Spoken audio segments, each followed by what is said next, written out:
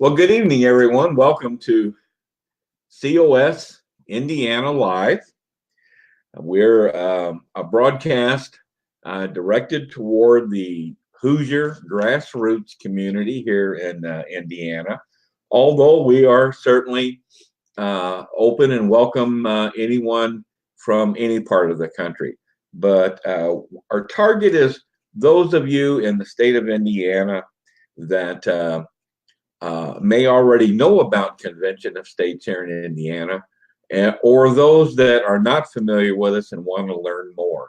So that's the purpose of our broadcast. Okay, let me bring myself into the screen there. Hi there.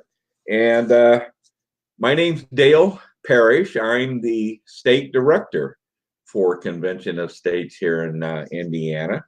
And again, I want to tell you that we're trying to get the word out to those of you in the state as well as nearby about Convention of States. Now, our broadcast normally, we have two segments to the broadcast. The first segment tonight will be really what we call a basics presentation.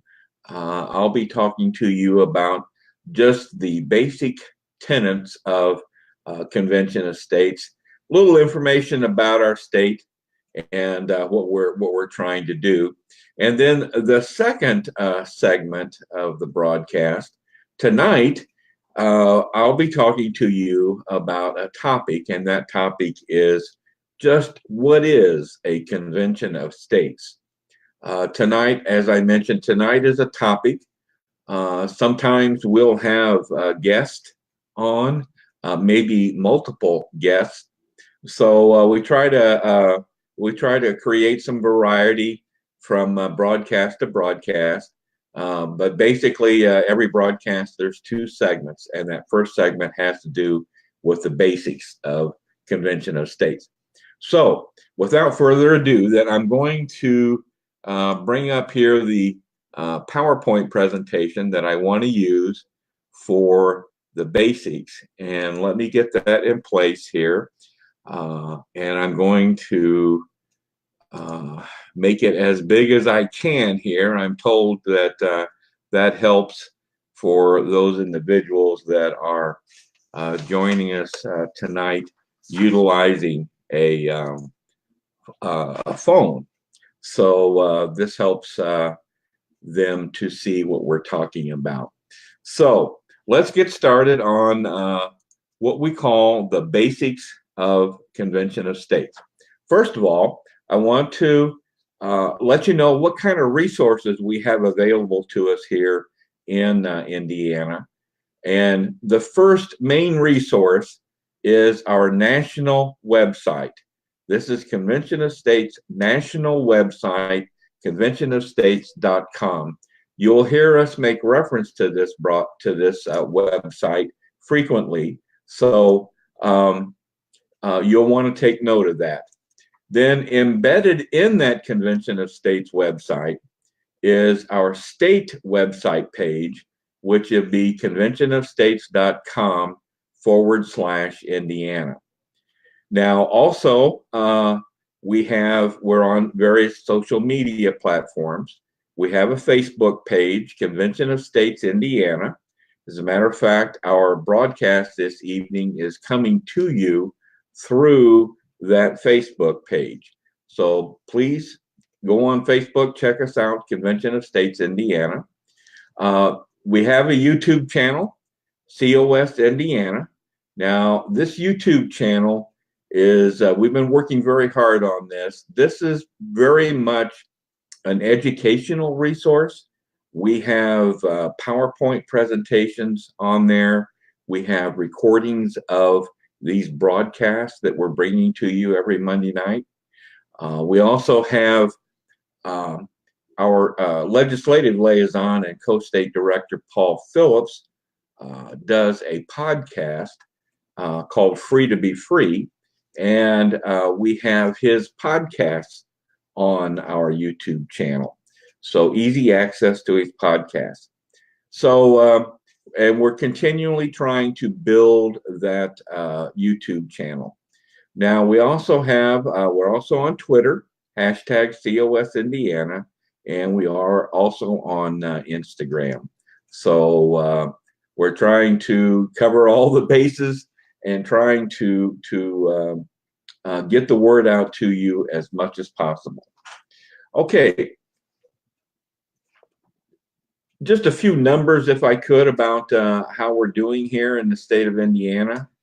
In 2018, we surpassed the 30,000 supporter mark, and very proud of that. And we've been growing very rapidly over the past 2 years here in Indiana. We've been actually growing at about a rate of 40% annual rate. Very, very strong. So given that growth rate, we're looking at, in 2019, we're looking at eclipsing 40,000 supporters here in the state. So very proud of that. Of these supporters, we have about 2,500 volunteers, people that have indicated a willingness to volunteer if called upon. Then we have about 32 people in leadership positions. And I want to put a plug in here for leadership. If you have any inclination, any desire to get further involved in Convention of States, please go to our website. Here's that national website again, conventionofstates.com. Click on the menu selection, Take Action, and scroll down and look at the various positions, various volunteer positions that we have available. And if one is of interest to you, open it up, read a little bit more about it. And if you're still very interested, go ahead and make application. Now, you're not obligated in any way, but when you make application, then your name will come up on a report, and one of us then will be in contact with you to talk further about your interest. So if you have any interest, please go to conventionofstates.com, take a look at the volunteer positions that we have available. All right, let's get going on the basics here. First of all, I want to share with you our vision statement for here in Indiana. And that vision is to build a Hoosier grassroots community of citizens and legislators dedicated to the constitutional concept of self-governance. So everything we do here in the state of Indiana is geared toward achieving or accomplishing this vision statement that we want to see occur here in the state of Indiana. Okay, Convention of States is basically divided into 3 tenets. The problem, what we see is a problem with our federal government, what we see as the solution, and then the plan to bring that about. So first of all, the problem is we see the federal government basically out of control, unwilling, lacking the courage to address some basic structural issues that we feel exist in our federal government. Now, we're not blaming any one political party here. Both parties have contributed to this condition, this situation. And this has been going on for decades. So this is not just a recent happening. Okay, now to define the problem a little bit more, we break it down into basically 3 abuses that we see by the federal government. And now we're not going to be able to go into great detail tonight on these, but I'm sure you'll relate to them. The first one is our national debt. And it's now over, as you know, over 22 trillion. Very little is being done to address this situation. So we feel that's one of the things that we need to address. The second abuse is what we call the regulatory crisis.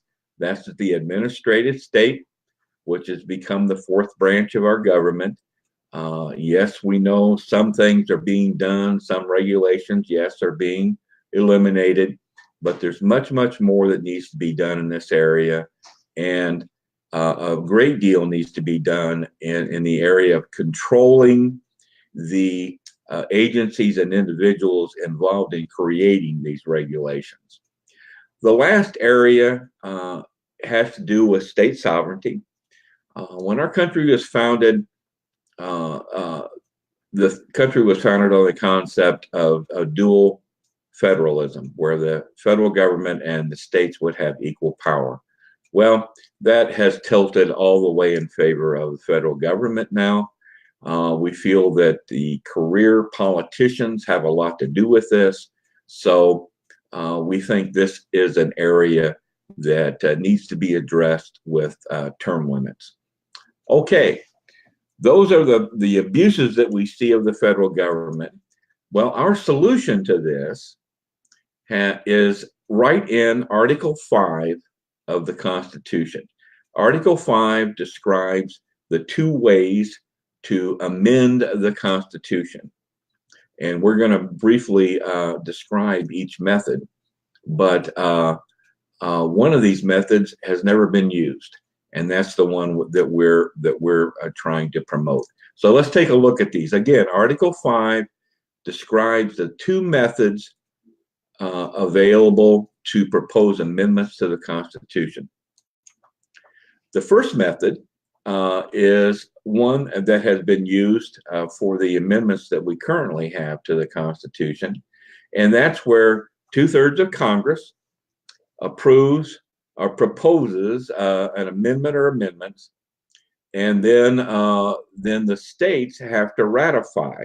So that ratification process involves 3/4 of the states, 38 states, then have to ratify any proposed amendment or amendments by Congress.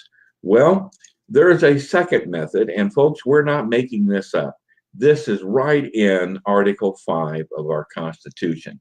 And that's where 2/3 of the state legislatures can request and apply for a convention of states to be held for the purpose of amending the Constitution.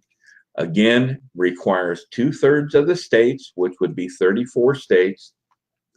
Once a convention, and at the convention then, any proposed amendments would then have to go through the same ratification process as in method number 1.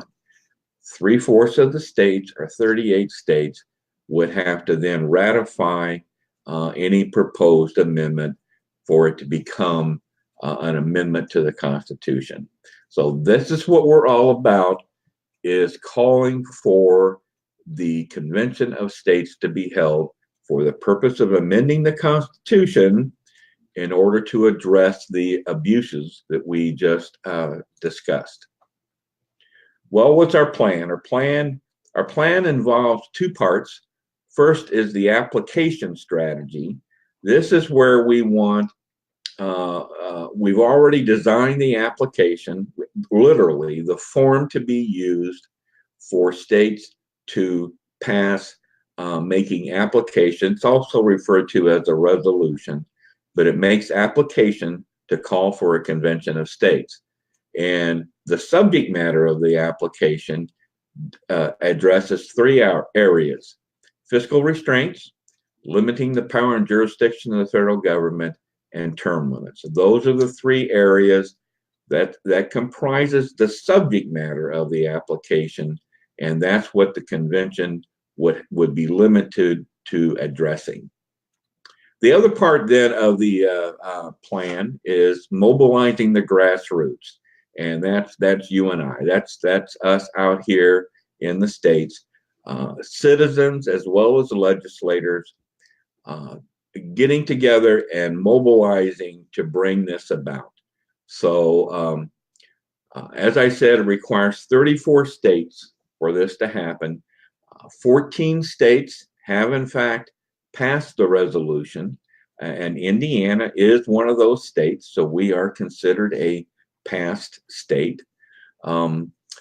So we're on our way. We have good momentum going, and I think we're going to be getting some more states on board before this year is out.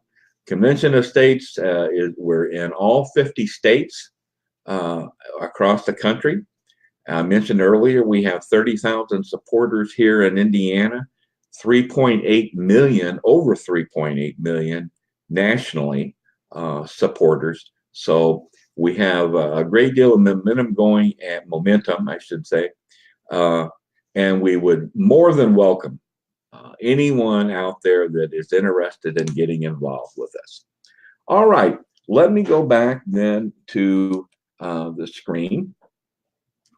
And I'm going to go to the next PowerPoint. Let me bring myself up here again. As I said, that we, in our second segment here, tonight, we're going to talk about a particular topic. And that topic is, in fact, what is a convention of states? And we're going to kind of show you how this came about, and we're going to describe this to you as to what's involved in it. Because it's important to understand this, because when we say a convention of states, as you will see as I point out here, the terminology is something that came about from back in the day when this type of thing was done, and back in the day prior to the creation of the Constitution. So you have to understand the language from that time. Okay, let's go in now and let's take a look at this.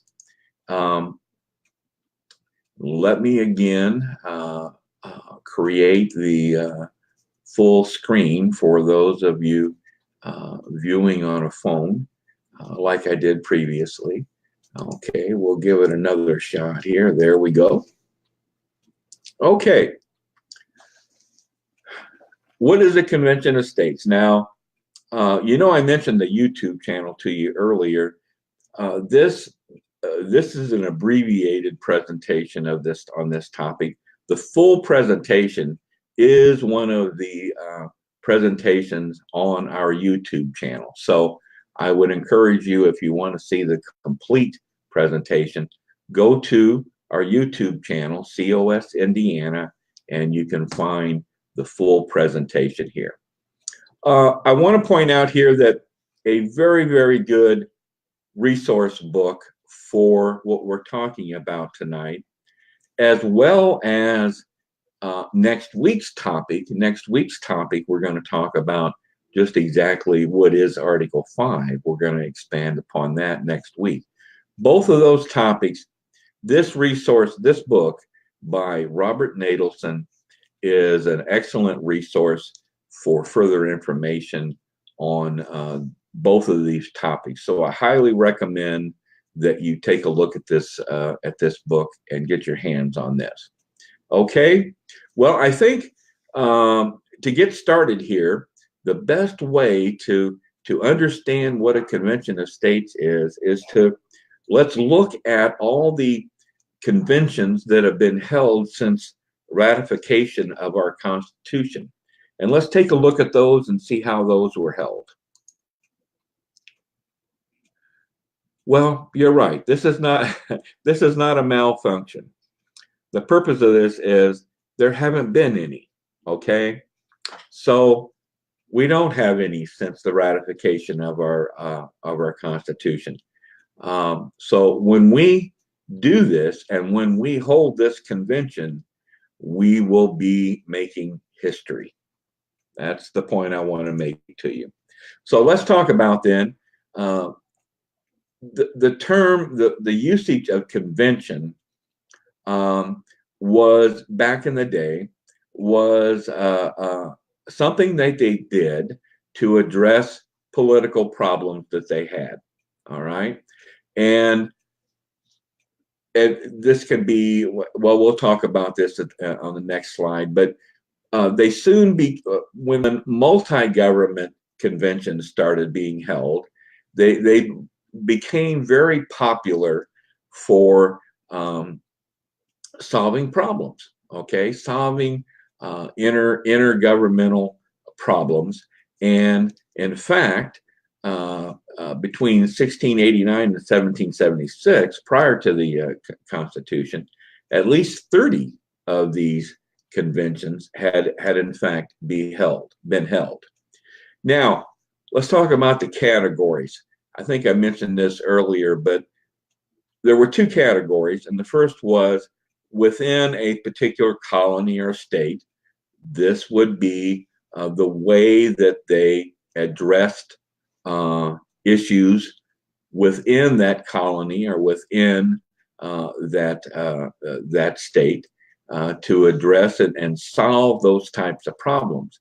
Now, when they got then in the second category, when they got to interstate issues, then they started calling these committees of states or convention of states. So that's where the term comes from. It comes from multi-government problem resolution back in the day, and that was the terminology, that was the language that they used. Really, a convention of states, if we wanted to use language today, we would probably call it a task force. We would form a task force to address a certain problem or problems and to find a solution. So, Convention of States, that's in Article 5. That is the terminology that we're using, but it came from the terminology back in that day. Okay. Now, of course, when they conducted these conventions of states back in the day, there were certain protocols, and those protocols became pretty generally accepted, our standard operating procedure. And basically the procedure was then the state or colony calling the convention would draft a document, and it was referred to as the call or the application. And that application would specify the time and the place and the subject matter. The subject matter was very, very important because it was the subject matter that limited the agenda of the convention. So any issue brought up that did not pertain to that subject matter then was considered out of order. And that particular protocol, that is carried forward in today's time too. So let's take a look at this subject matter a little bit more. Now, I'm sorry, you probably can't see this very well, but this is in fact the application that we have devised, we have designed in Convention of States for use by states wanting to pass this application and call for a Convention of States.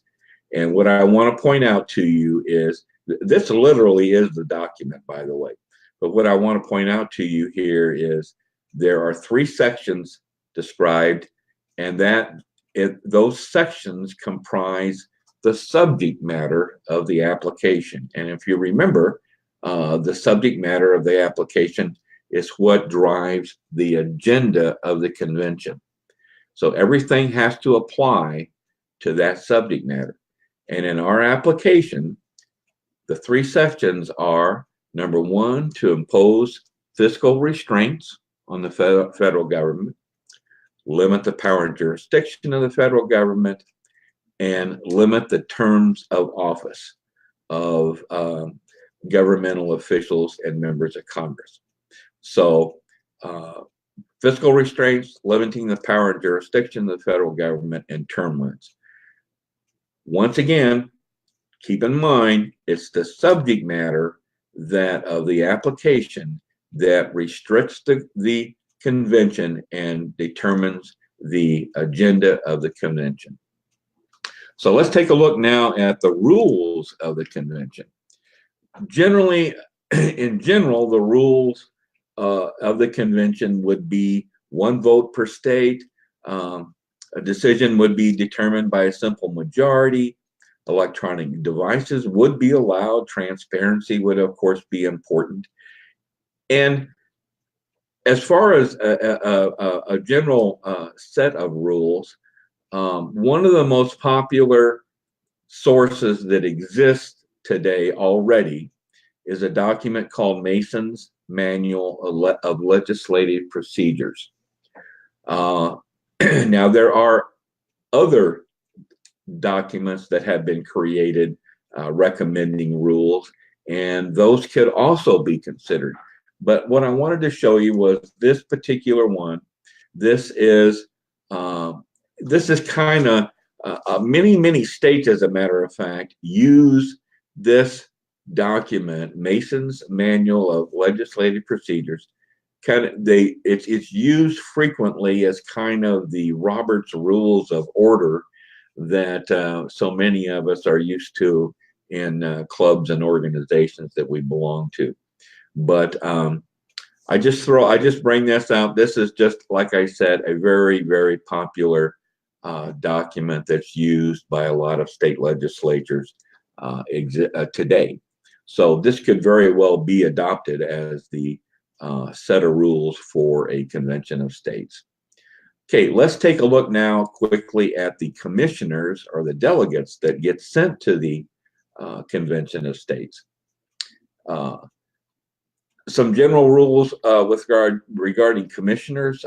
States are free to select however many they want. They can determine the size, how many commissioners they want to send. The number on the convention floor at any one time will probably be limited. We're probably talking about, on a modern day convention, 200 to 250 commissioners in total. We're quite certain that most states will probably severely limit the commissioner's authority. And we're gonna talk just briefly here. Indiana has already determined how their commissioners are to be governed to the convention, and I want to talk to you and tell you about that. It's called in the Indiana's model legislation. Now, some of the things that have already been determined that Indiana commissioners will abide by, they've already determined that we're going to send 2 commissioners and 2 alternates. That could get changed, but that's the way it is right now. The delegates must take an oath to uphold the instructions given to them, and the commissioners cannot be government employees or lobbyists. Okay. Now, a couple of the things that also they're restrained on is a vote cannot be cast outside of their instructions. If it is, the vote is void. And if in fact, though, a commissioner would in fact cast such a vote, then that commissioner would automatically forfeit his or her appointment and could be guilty of a Class D felony. So Indiana's pretty strict on this. And like I said, this has already been passed in the state of Indiana. And so the rules are already in place for the commissioners that would be sent to the convention for the state of Indiana. Well, I'll tell you a little quote that I like and that I found regarding the convention that I like is the founders gave us a legitimate path to save our liberty by using our own state governments to impose binding restraints on the federal government. It's time to dust off the tool the founders gave us in Article 5 and get started. Okay, let me get back here and bring myself up here again, so you'll know that I haven't disappeared. So that's going to pretty well wrap it up here for this evening on our broadcast. Our next broadcast, I'm going to be bringing up another little picture for you here. But our next broadcast will be on April 1st, April Fool's Day, 7 o'clock. And as I mentioned earlier, we're going to be talking about what is Article 5. And we're going to kind of get into some details on Article 5 of the Constitution and actually discuss that in a little more detail so that you're sure that you understand Article 5. So once again, I want to close with the thought that I generally close with, and that is, we're faced in this country. We're not faced in our country with a decision on what we should do. The question really is who will decide, and I think that's the most important question: is who will decide? Will it continue to be people in Washington, D.C., or will those decisions, more and more of those decisions, be made by you and I?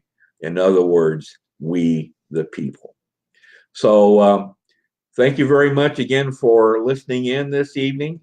Again, we will be back with you on April 1st, Monday at 7 p.m. And we'll be talking about what is Article 5 in our convention. So have a good evening, everyone. Good night.